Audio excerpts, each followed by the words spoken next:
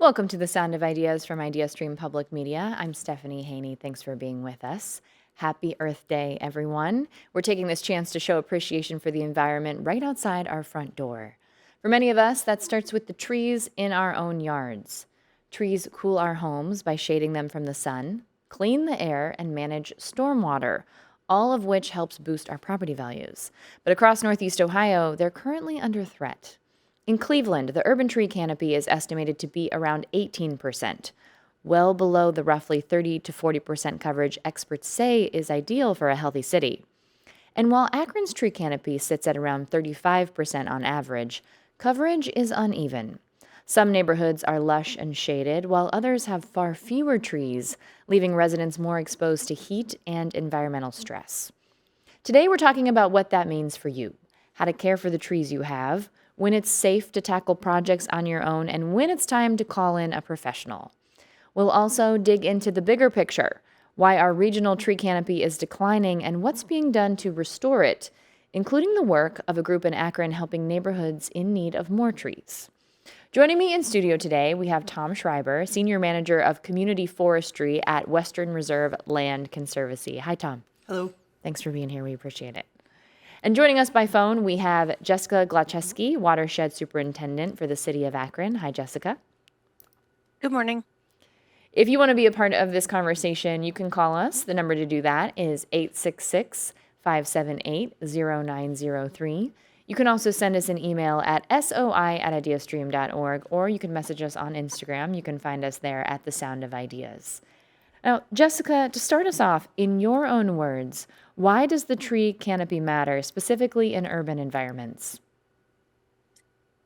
Well, I think it's really important because urban heating is definitely a problem for Akron, but I think for most major cities where, people live densely together, you have a lot of different buildings and streets and infrastructure and few trees in an area that used to have a ton of trees and a lot of green space. So these areas heat up very quickly in the summer, which can increase cooling costs, but they also cause the lack of trees causes an issue in the winter, so we don't have the trees acting as windbreaks. Um, so I think having a lot of trees, also for the stormwater, like you mentioned before, trees absorb a lot of that water. So when you have a lot of gray infrastructure, pavement and houses and things, that water doesn't have anywhere to go. It doesn't slow down, so it can cause a lot of property damage and flooding. Mm. Okay, so Jessica, tell us about Project Acorn and its purpose. Yeah, so Project Acorn is a federally funded, grant funded program, and it has two major purposes. The first is a workforce development program, and the second is reconnecting urban canopy. And we kind of marry the two of those things together.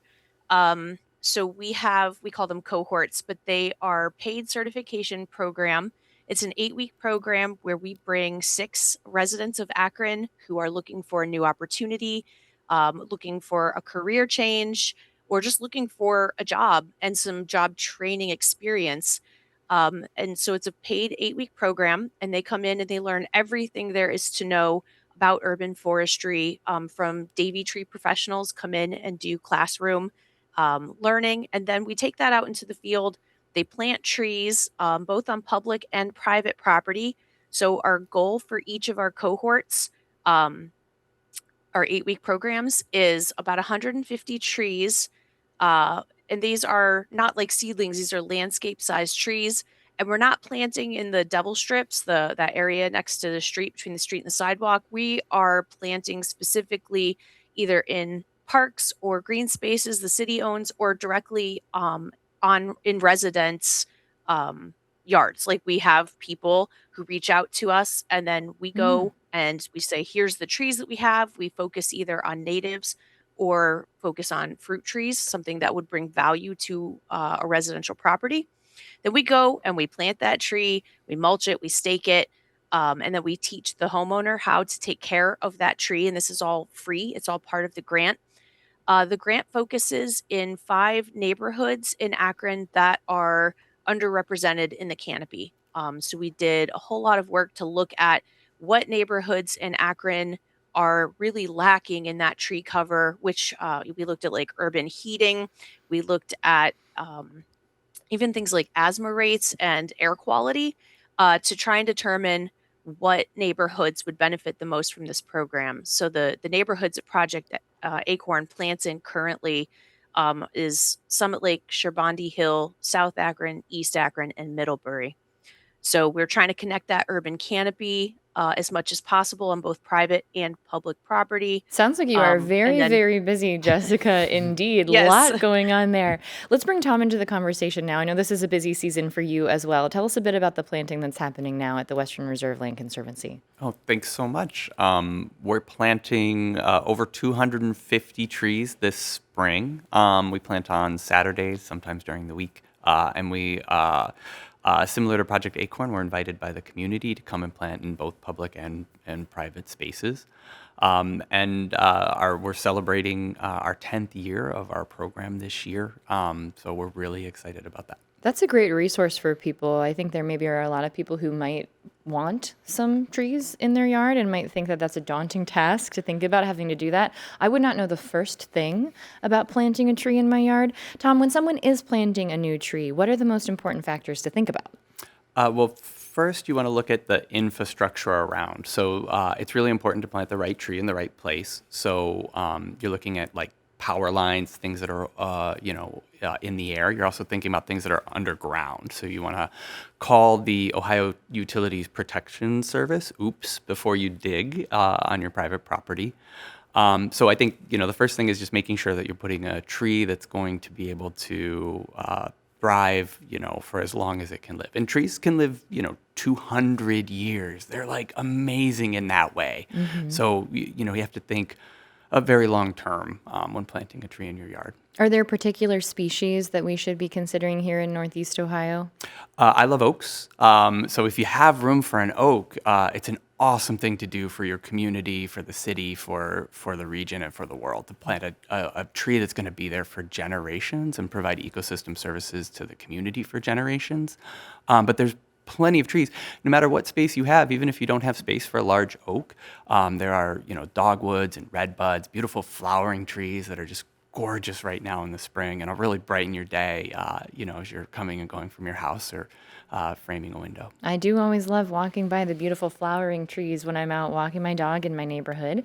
If you're just joining us here on The Sound of Ideas, we are talking about the tree canopy in our Northeast Ohio area and the need to protect what's there and also restore it, replenish what's not there at this time. If you want to give us a call, if you have a comment or a question, the number is 866-578-0903. You can also email us at soi@ideastream.org, or you can send us a note on Instagram. We're at The Sound of Ideas. We've got a call now from Scott in Oberlin. Scott in Oberlin, welcome to our conversation about the tree canopy. Please go ahead. Hey, folks. I used to have I used to do some stuff with civil engineering, but Tom answered my concern and everything. You do have to really consider what's underground, and I was mainly concerned about trees in the Devil Strip and in front yards of homes getting into sewer lines. And so you guys covered it. We do need more trees. I'm really happy to hear about this program here, and I'll let you all go. So thanks a lot. Thank you for the comment, Scott. We appreciate it. Yes, very important to be checking where you're digging in your spaces. We do have an email from Logan in Akron now. Logan writes, I've been around long enough to see a large number of urban tree plantings that end up mostly unsuccessful, not because of poor planting, but because they are not routinely maintained well. Unfortunately, this requires ongoing manpower. Is that possible in the urban environment of Cleveland and Akron? Jessica, I'll ask you first. Can you tell us how you're taking that into consideration with Project Acorn, the ongoing maintenance required for these plantings? Yeah, for sure. So we do have a parks department we have an urban forester who works for the city. We have a whole bunch of tree trimmers whose jobs are primarily to go around somewhat to complaints, like address complaints and things, but a lot of it is to go around and maintain plantings. Also through this academy, because it is a several year grant, we do revisit all of our old sites partially for education and partially to maintain, to either take care of trees or address disease or replace trees if they didn't survive. So we have taken that into consideration. It's very important to me personally that all of these trees that we plant survive, so that people can appreciate them. And how about for you, Tom? We're absolutely committed to maintenance. It's critical to our program. So we have a large staff that waters trees in the summer. This summer, they'll be watering over 1,200 trees with 15 gallons of water weekly. So we don't just water the trees; we mulch and weed them. We make sure the stakes and ties are attractive, that the tree's in good shape. We provide young tree training for all of the trees in our program, so we prune them within their first 3 years and then again within their first 6 years. So I definitely understand the caller's concern. I think that that's really valid. We're addressing it very directly, and what we're finding is that nothing helps grow the canopy more than people. The trees are awesome and they're very important, but we're not going to plant enough trees to restore Cleveland's canopy ourselves. We need people to understand that trees are an asset. And we find by showing up in communities every week, hauling those buckets of water and really caring for the trees, we build relationships with the community around the trees, and it gives us an opportunity to talk about their value. So we're very proud of the maintenance that we do. Let me ask you a quick follow-up on that, Tom. That's a lot of water, a lot of buckets, a lot of people. Yeah. How long after the planting phase does that very intentional watering have to continue? Is it for the life of the tree? Well, it depends. With trees, there's a lot of variables. For us, we water the trees for 3 years. We're planting kind of those large landscape trees. If they were smaller trees, we wouldn't have to water so much or so long. So, I always recommend for homeowners to plant a smaller tree than you might think. They typically will outgrow a larger tree very quickly. The transplant shock of moving one of those larger trees requires the tree's going to take a lot of water and time to reestablish and start growing. But if you plant a slightly smaller tree, it's going to get used to its new environment, its new soil, its new sun way faster, and it'll very frequently outgrow the larger tree that you plant. Fascinating. Okay. We have a call now from Tim in Bay Village. Tim, welcome to the Sound of Ideas. Go ahead. Thanks for having me on board. Hey, we started a nonprofit 5-6 years ago here in Bay Village Tree Conservancy, and the response we've had from our community has been overwhelming. People love our canopy trees, and what a canopy tree does, it doesn't just protect the air and the water, but it also brings in the insects for the birds. But it's a proven fact that it adds value to the homeowner's home. It also is great for depression. It's just why people would cut down a canopy tree is beyond all of our understandings. And the impact that we're having here in our community has been extremely well received. We planted just this last weekend 22 canopy all oak trees, red oaks. Thank you for letting us know about that program in Bay Village, Tim. Again, another great resource for people to be aware of. We appreciate that. As we continue our conversation here about the tree canopy in Northeast Ohio, if you want to be a part of it, that number to call is 866-578-0903, and you can email us at soi@ideastream.org or send us a message on Instagram at The Sound of Ideas. We'll say hi to David in Cleveland Heights now. Welcome to The Sound of Ideas. David, go ahead. Yeah, hi, Stephanie and your guests. I usually text in or email in because I'm usually at work, but I'm not scheduled to work a little bit later, and I do my yearly Earth Day tradition of going around with my wheelbarrow and bags and picking up trash and recyclables in my neighborhood.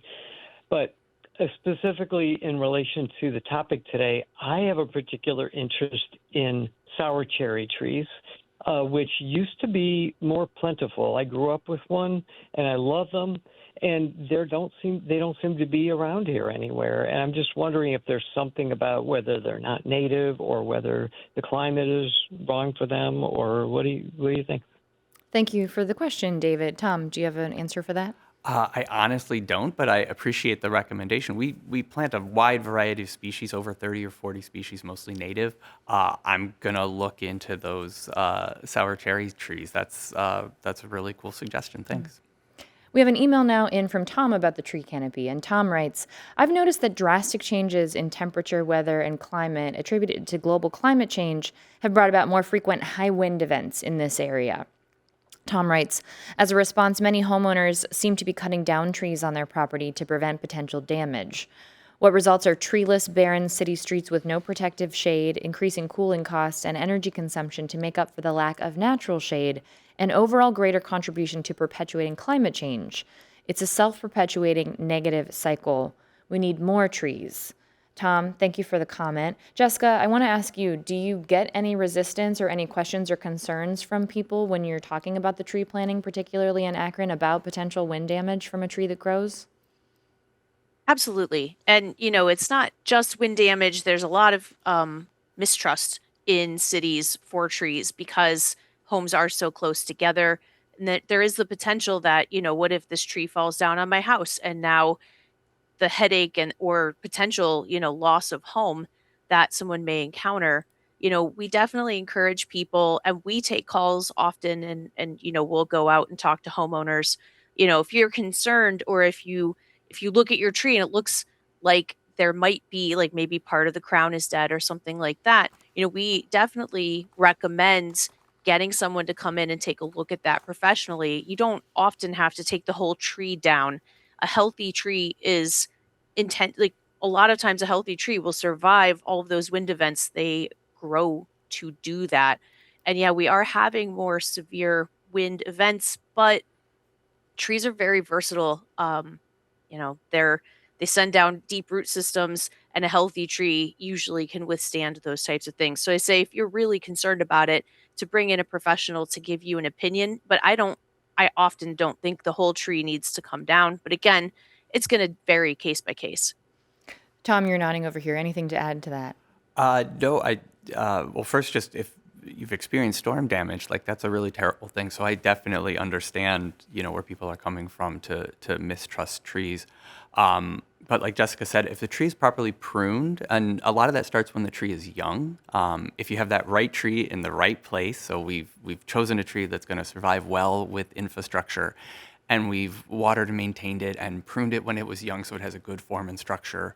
Trees are incredibly resilient and resistant. So, we certainly need to not just worry about the size of our canopy, but the health of our canopy and making sure that we're investing adequate resources in pruning trees, making sure that they're safe in those windstorms. We've got a call now from Sharon in Parma. Sharon, welcome to the Sound of Ideas. Please go ahead. I'm a co-founder of the group Trees for a Greener Parma. And IdeaStream actually made a mention of our group a couple years ago. And I just have this to add into the discussion. We are a grassroots group of citizens that has noticed that Parma particularly has taken trees down by the thousands. And what I'm referring to are not private trees, but public trees in our neighborhoods, primarily and along roadsides. We've been battling since 2022, and I've received help from the Western Reserve and other organizations to back us and try to get a community together to oppose the city, not oppose the city, but put them on another trajectory and get conservation going in Parma. And just recently, it was announced by the mayor that we have completed an application for Tree City USA. I want to make a big note that Matt Leiden, who is part of the Ohio Forestry Service, has come to Parma and met with our group. For the first time ever, Parma actually welcomed in the Forestry Service. What the Forestry Service does is what all of the communities around us have done, and they teach cities the proper trees to plant in the proper parcel. And they're all about conservancy, and they've done this for years. Parma has never partaken in this. Our group, since 2022, has been pushing the mayor. Unfortunately, after about 35 emails and constant meetings at the council, we were just rebuffed and ignored.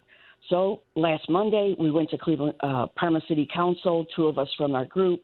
We approached the council about setting up a tree commission, and again, we were rebuffed. However, we do have an application in, and this makes us very hopeful that the mayor and the administration will finally turn the tides. Sharon, thank you so much for sharing this with us about how it's happening in Parma. We appreciate it here on The Sound of Ideas. We have an email in from Tom, which gets to a question about removal of trees. And Tom writes in North Olmsted a few years ago, the Dominion Gas Company was allowed to destroy several acres of trees from a small forested area to replace a gas pipe main that was leaking. They did not replace a single tree, not one. Can you discuss any relevant laws that are in place to discourage this kind of corporate destruction and lack of accountability in replacing what they have destroyed? Tom, are there any rules or regulations that you're aware of? Well, they're typically local ordinance. So, in Cleveland, we have an ordinance that requires tree protection when you're developing land with more than a single family home. So, I would recommend looking towards local ordinance. If North Olmsted doesn't have a tree commission, there is support, as Sharon said, from ODNR, from the state urban foresters for forming tree commissions. So that's a resource to look out for. Okay. We've got an email in now from Jody in Akron. Jody writes, the city of Akron and Cleveland are to be commended for their native tree planting initiatives. Thank you. Jody writes, it may be a good idea to plant native shrubs and bushes as well that provide the same benefits, biodiversity support. And Jody mentions nannyberry, winter holly, nine bark, dogwoods, being small trees. Says there are many examples to choose from. Jessica, does Project Acorn specifically focus on trees, or are any of these shrubs and bushes also part of that project? So Project Acorn specifically focuses on trees, but we do plant smaller trees like dogwoods. Like she said, we've looked into witch hazel, which we've had a hard time procuring. Some of the challenges to getting native trees are they're difficult to source, especially when you need a lot of them for projects like this. We're planting 300 to 400 trees a year, so finding the trees at local nurseries can be challenging. Um, Project Acorn specifically looks at trees, but we are looking in the city to expand to native, like smaller bushes and shrubs for homeowners because parcels are so small in some situations. Okay. Tom, you mentioned a bit earlier about the myth of a smaller tree, maybe not necessarily outgrowing a larger tree. I want to ask you about planting trees and about how low you need to plant them. What should people know about that? Yeah, one of the things that causes trees to fail, a lot of times folks will plant trees a little too deeply. This is something we see pretty common.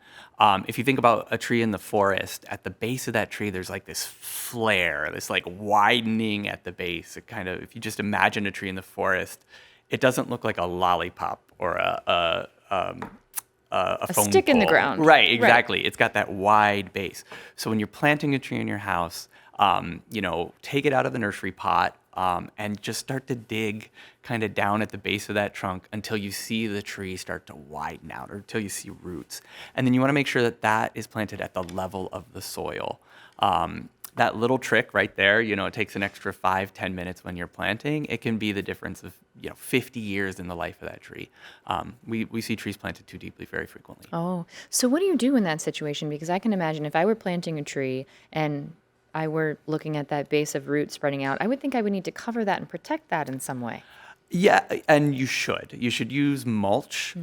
So wood chips are awesome, or any kind of mulch that you can put down. It's going to keep the soil cool, and it's going to keep water on those roots. So it really makes a big difference in the life of the tree to kind of mimic that forest floor with the wood chip mulch. Okay, now I'm going to ask you a particular question about that from an audience member, Cheryl. Cheryl says, can you advise about the amount of mulch at the base of trees? Because Cheryl has read that you can hurt trees by piling mulch up too much onto the trunk. Yeah, definitely. And we see this, it's a landscaping project. We call it volcano mulching because it kind of, sometimes you'll see the mulch kind of piled up like a volcano. And then you end up with, it looks like a flare, but it's not the tree, it's the mulch. You want to create a donut around the tree, not a volcano. So, and about 3 inches thick is plenty for mulch, and I say about 3 feet. So it's like a rule of threes: 3 inches thick, 3 feet wide. Your mulch bed should generally be, and you want to keep it about 3 inches away from the trunk. So you really don't want mulch piled up against that bark. You want that bark to be exposed to air, not that water. Well, we could talk about trees all day here on Earth Day. Unfortunately, that's all the time we have for this segment. I want to thank our guests for being with us today. Joining us by video call, we have Jessica Glacheski, Watershed Superintendent with the City of Akron. Jessica, thank you. Thank you. And here in studio, Tom Schreiber, Senior Manager of Community Forestry with the Western Reserve Land Conservancy. Tom, thanks. Thank you so much. We're going to take a quick break now. When we come back, we'll talk about how you can curate the coolest wardrobe and be fashionable while doing the least possible harm to our environment. This is The Sound of Ideas. I'm Stephanie Haney. Stay with us.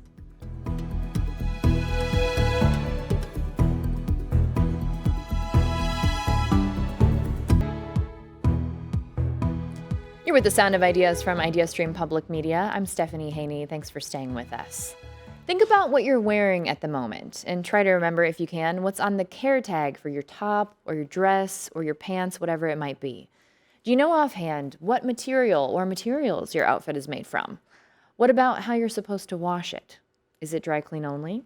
Are you supposed to line dry it, or can you finish it in your dryer on tumble dry low? I know we've all seen those words. You might not know the answers to all of these questions off the top of your head, but they make a big difference to our environment and our health.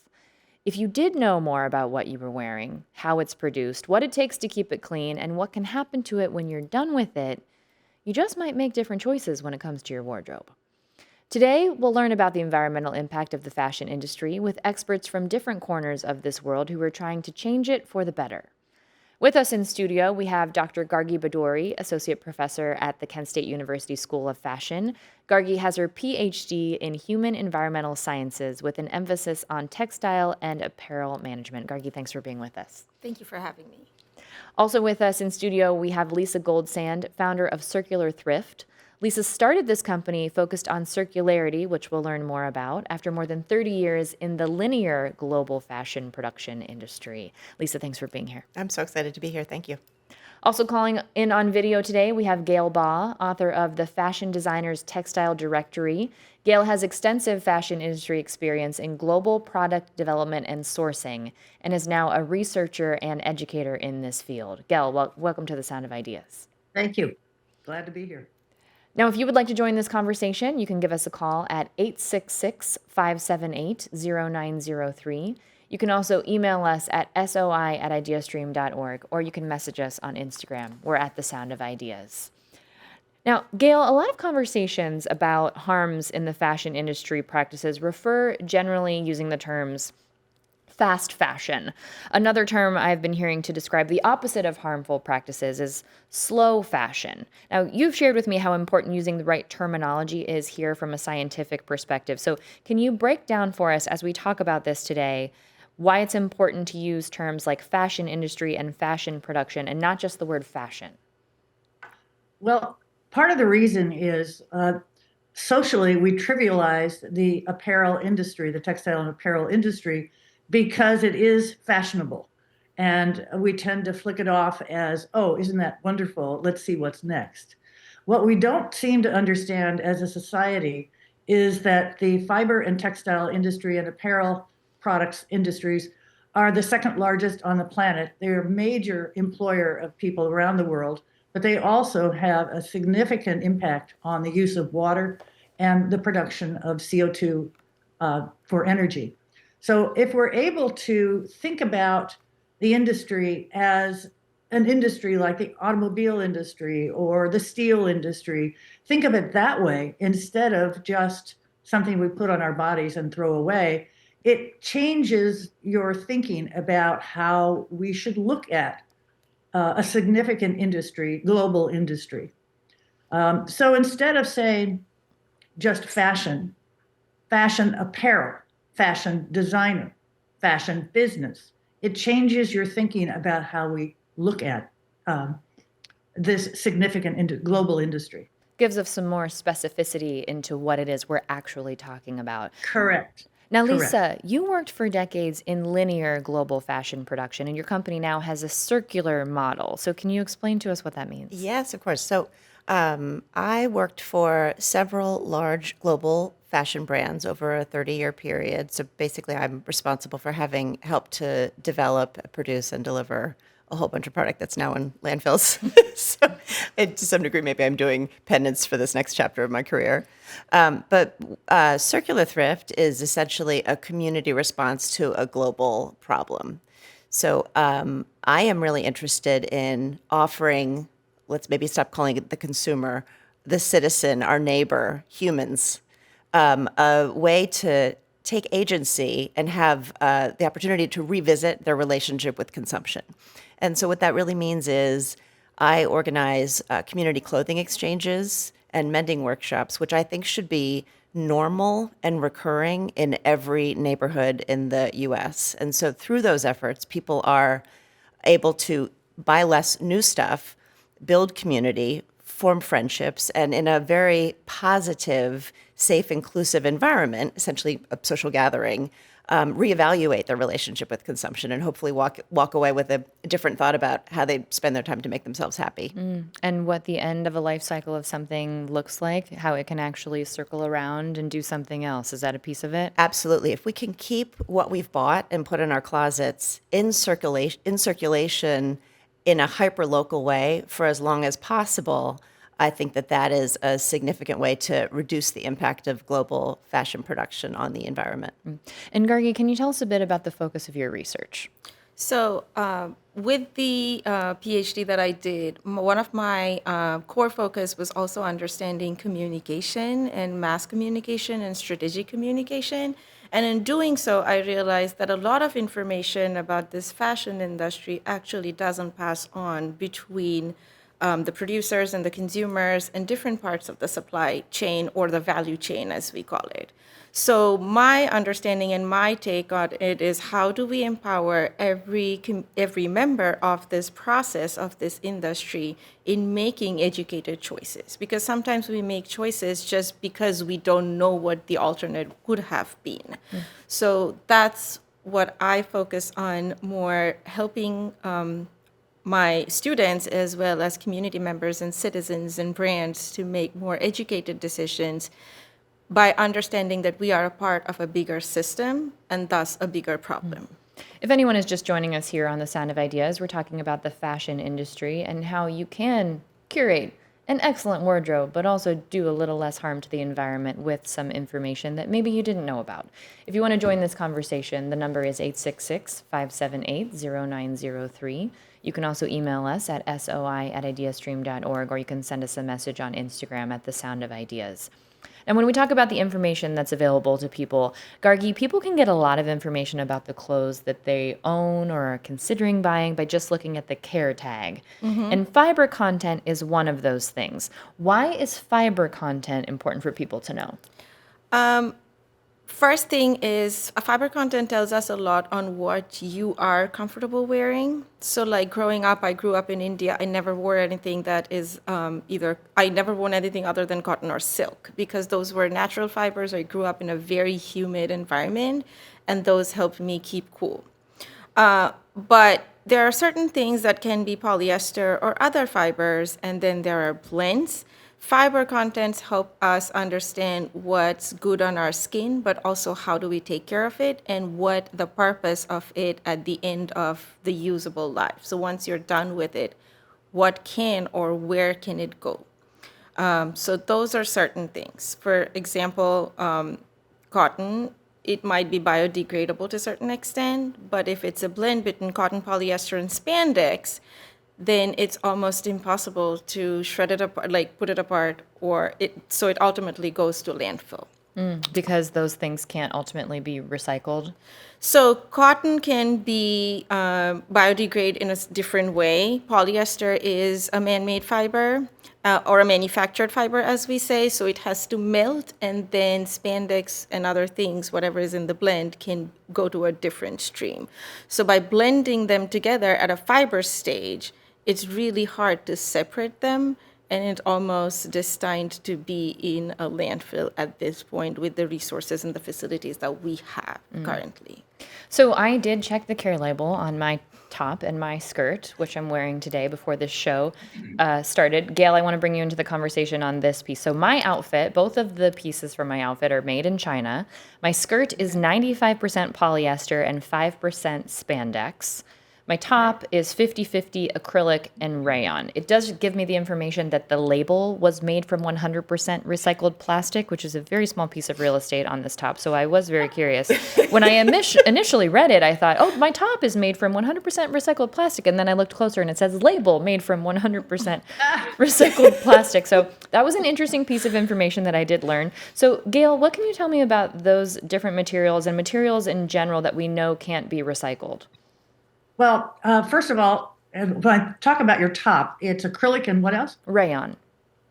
Okay, both are manufactured fibers. Acrylic should never be used on anything at all. It is banned in this country to manufacture because it off-gasses acrylonitrile, which is a very harmful atmospheric gas. So we only produce it in other countries because we've banned the production of it here. Rayon is actually a pretty decent manufactured fiber and is very cool. So in hot climate, it absorbs moisture and slowly evaporates. So you stay cooler longer when you wear rayon. But in terms of that particular blend, it's impossible to recycle. At this point, there's no way to recycle acrylic. It is possible to recycle certain types of rayon. On your skirt, it's polyester, spandex, and tell me what else? It is 95% polyester, 5% spandex. If you use anything in an elastic fiber a generic fiber called spandex, it is not recyclable, period.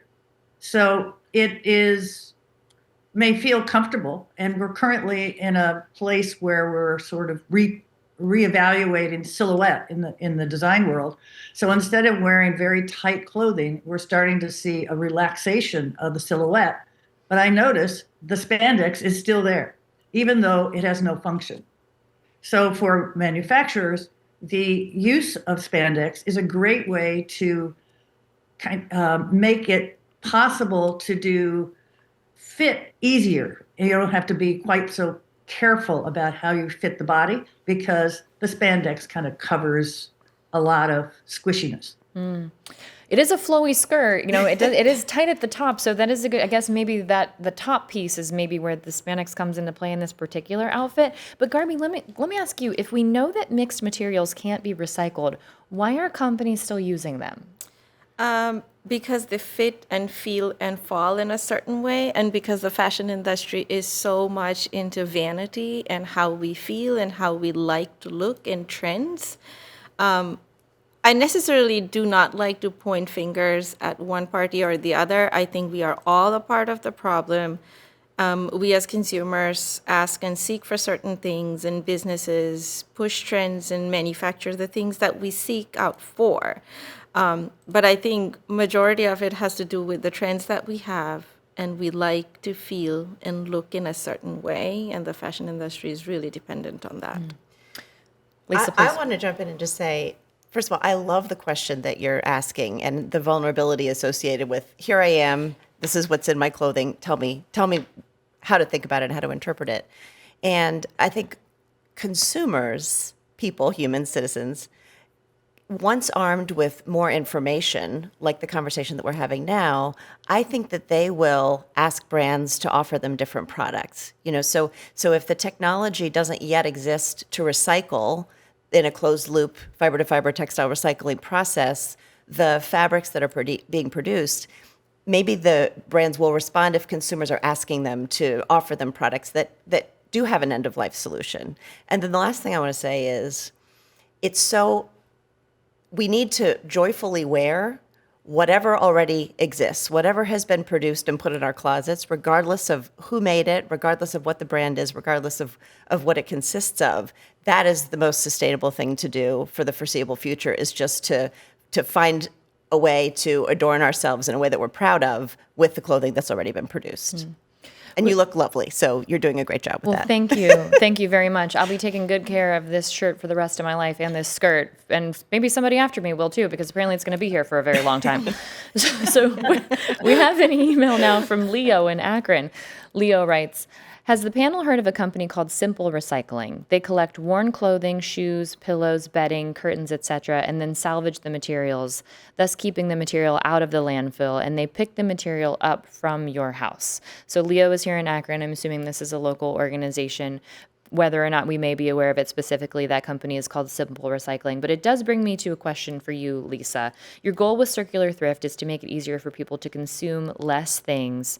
How are you doing that? How are you trying to keep things from ending up in landfills? So, how I'm doing that is I am inviting consumers, ideally consumers who can afford to buy new, because those are the consumers who are buying new things and continuing to keep that 100 billion garment annual production number where it is, to attend events that are focused on exchanges. And so the idea is, instead of having a boozy lunch with your friend and ending up at the mall buying something that you maybe are only buying because that's where you are, not because you need it, not because you intentionally decided this is a product that I need to purchase, maybe you're showing up at a community exchange where you're still seeing your friends, you're still part of the community that you have chosen to live in, but you're also finding a way to upgrade your wardrobe without doing environmental harm. And I think that the idea of a hyperlocal exchange is really compelling because it's inclusive, it's easy, it's, carbon neutral, certainly, and it's very likely that people in the same neighborhood enjoy the same brands, probably the same silhouettes, probably the same color palettes. We know we all buy more things than we need. We know we're only wearing things about 7 times before we're finished with them. So the reason why a clothing exchange is a really great way to keep things in circulation and out of landfill is there's a pretty good chance that your neighbor likes and could use something that you bought and that just doesn't seem to make it into circulation in your own wardrobe. That 7 times number is just wild. Don't tell that to my sweatpants. You get worn more than 7 times, for sure. Now, Gail, you're joining us from California, which I haven't thanked you yet for joining us so early today, so thank you very much for that. Something that we're seeing being put into practice in California is a concept called extended producer responsibility. So can you explain that to us? So it was the beginning. EPR is actually a way to define how producers should take responsibility for what they produce and sell after the consumer is done with it. We know that the garbage collectors are not capable of really sorting and knowing what to do with textile products in particular. So I'm going to stay focused on EPR from the point of view of the textile and apparel industries.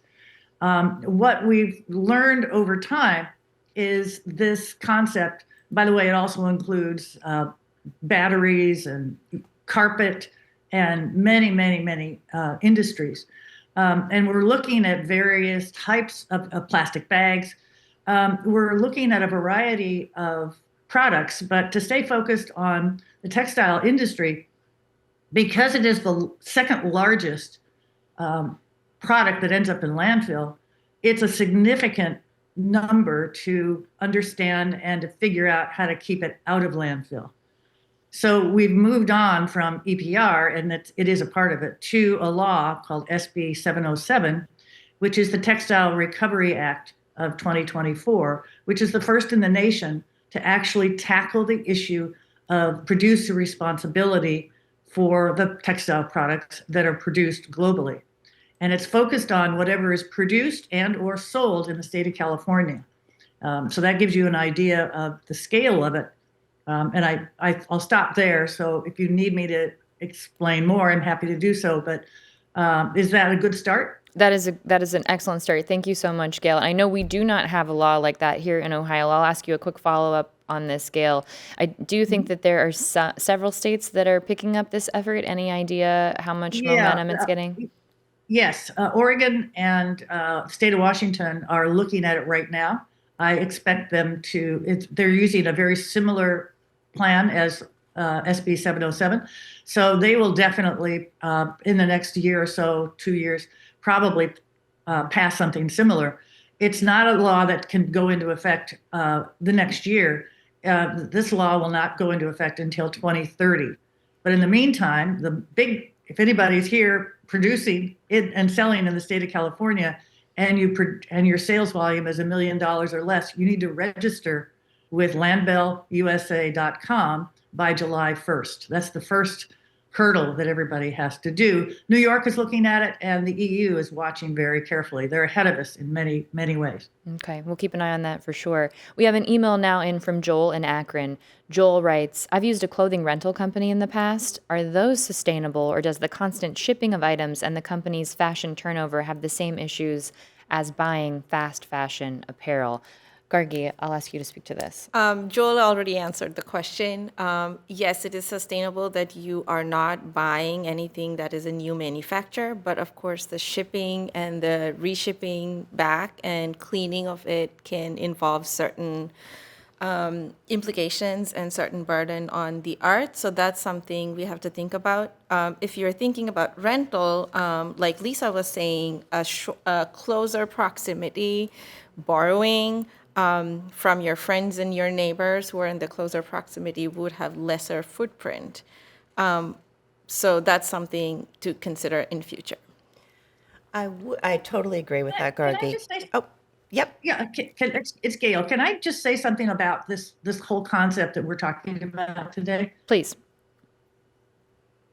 We tend to think of our customers as feeling guilty because they buy something new. I think we need to redefine what we mean by new. It's new to you, not necessarily new to the market. So I just want to create that idea that we need to redefine how we think of new production as opposed to just new to me. Thank Yeah. you for that, Gail. I appreciate that. That's a really important point. It is. I do think, though, that if a consumer is struggling with whether to go procure something that they're going to keep for an event that may be an occasion versus something that's going to recur, the resources involved to produce the fiber and to produce the fabric, just the fabric, is 65 to 70% of all of the resources of that product. So it's still better, I would wager, to rent something, even if you're having it shipped to you, even if, yes, you're considering that there is a carbon footprint that's associated with getting it to you, getting it back to the renter, getting it cleaned. That's still a better net impact on the environment than just going to the mall and buying something brand new. Okay.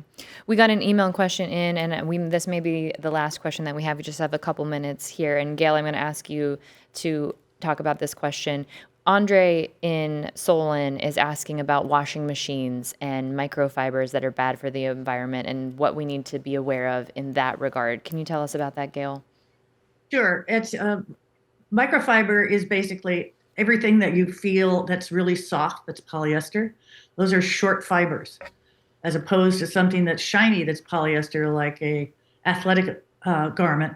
Those are filament fibers, and they are less likely to break off and be in the environment. So we're talking about all the soft fibers that are the ones that are ending up everywhere. So washing, number one, you don't use hot water. Use cold water and keep it out of the dryer.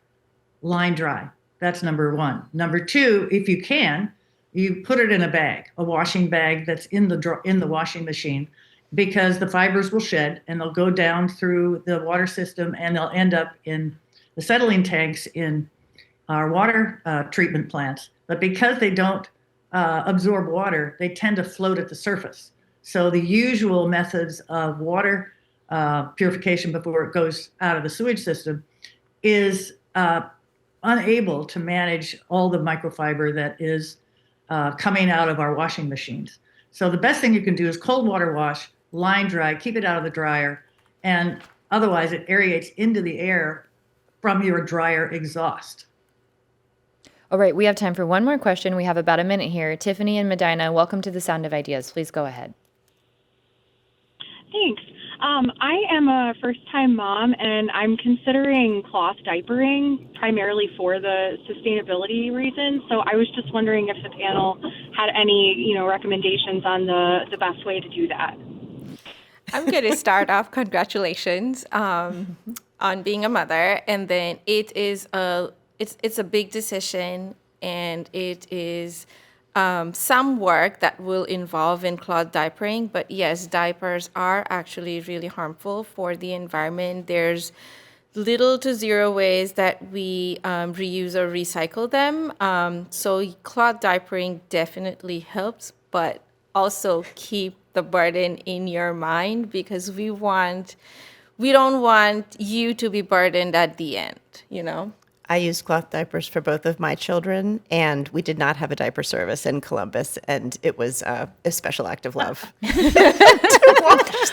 Can I right. contribute one? Can I contribute? There is compostable diapers. Okay, there you go. That's a final word on that. Thank you very much to our panel for participating with us. Gail Baugh, author of the Fashion Designers Textile Directory, we appreciate you being with us. Thank you. Love to be here. Here in studio, Gargi Badori, PhD, Associate Professor, Kent State University School of Fashion. Thank you so much. Thank you for having me. And Lisa Goldsand, founder of Circular Thrift. We appreciate it. Thank you so much. If you missed any part of today's show, you can hear a rebroadcast tonight at 9 on 89.7 WKSU. You can also find every episode of The Sound of Ideas wherever you get your podcast and on the IdeaStream Public Media YouTube page. To get the last word on today's topics, you can email us at soi@ideastream.org or message us on Instagram at The Sound of Ideas. Yesterday, we talked about the spring bird migration season with a Cleveland Metro Parks expert and a nature photographer. Connie from North Canton mentioned the biggest week in American birding. We featured this event on a show back in 2024. This is a 10-day-long festival in Northwest Ohio, which is hosted by Black Swamp Bird Observatory. It's happening May 8th through 17th this year. We do have more information on ideastream.org/SOI, so you can find that there. Tomorrow on The Sound of Ideas, we'll round out our Earth Week series talking about the impact of corporate plastic production and how plastic waste impacts our environment. We'll see you back here tomorrow on The Sound of Ideas. Have a great day, everybody.